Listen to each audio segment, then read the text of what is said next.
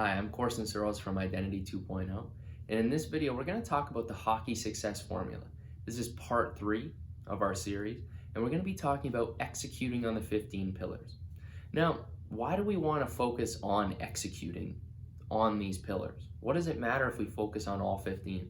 Well, in the past videos we talked about, performance has to come from a strong ability in all areas of your game. If you're missing out on something, it's going to hurt your performance because you're not going to have certain abilities that you need.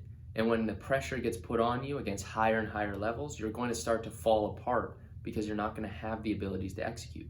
So you need to have all 15 and focus on all 15. So first of all, let's talk about what the 4 steps are. So first of all, you need to establish priorities. This means you need to actually decide what needs work on. What do you need to do, and what needs the priority this week, this month, this year? Is it speed? Is it strength? Is it a weakness that you have that you need to work on? But establish in what order these 15 pillars need to be put in, and actually label them 1 to 15 based on the week. Sometimes you may actually not focus on 5 of these, even 10 of these, but make sure that you don't ignore certain things. This is really important when establishing how to design your system. Then, the next thing, designing the system.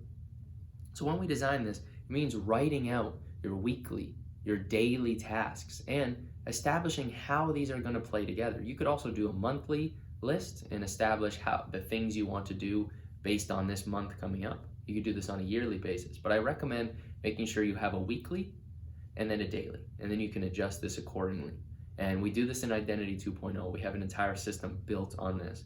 But if you don't want to do that, you can set it up yourself. But the key is making sure that you have that weekly or daily system laid out.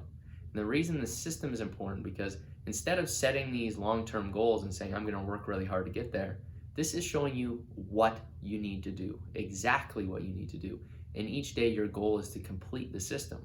And that it means you're achieving what you want. And we've talked about systems versus goals, and why goals are for losers and systems are for winners. We've talked about this before. It's an idea from Scott Adams.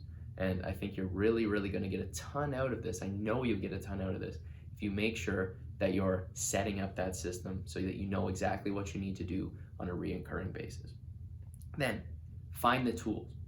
This is something that a lot of people neglect and don't think a lot about. But you need to find the best tools you can for each of these pillars. So if you go to a mental coach, I recommend going to Identity 2.0 for mental coaching, because we've designed a system that focuses on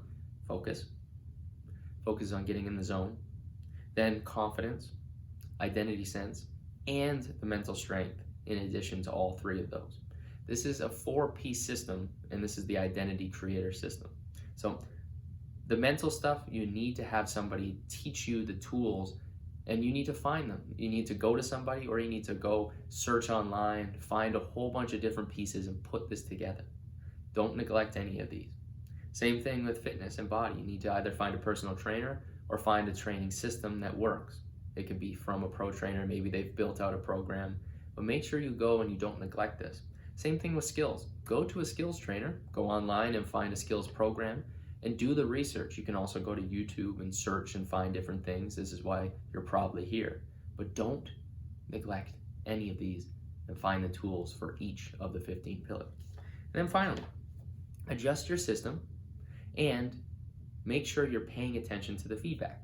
So by adjusting the system, this means on a weekly basis, I always recommend weekly, go back and check out what's working in your system and what's not.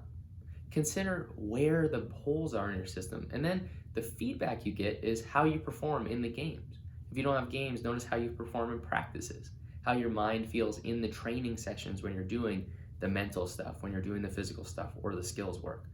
Get the feedback and then know where you need to put more time into, or where you need to take away time and allocate that extra time to something else. But evaluating on a weekly basis is the key, and you cannot neglect this. This is how you're going to 10x your performance, by focusing on the core things that you need to do and then establishing and adjusting it all the time. Because if you don't adjust it, you're not going to make it happen. So look at things from a year-to-year perspective, break it down to a month-to-month perspective, week to week, and then make sure you have your daily lists of the tasks you're doing, and that's your system. Follow it, make sure you keep readjusting the priorities, and I'm telling you right now, you will be the player you want to be moving forward. As long as you're finding the tools and getting better and better tools as you move forward and improve on your skills. So build that foundation, improve on the system, and you will be successful. You will make it where you want to go. So thanks for watching. I'm Corson Searles from Identity 2.0, and I'll see you in the next video.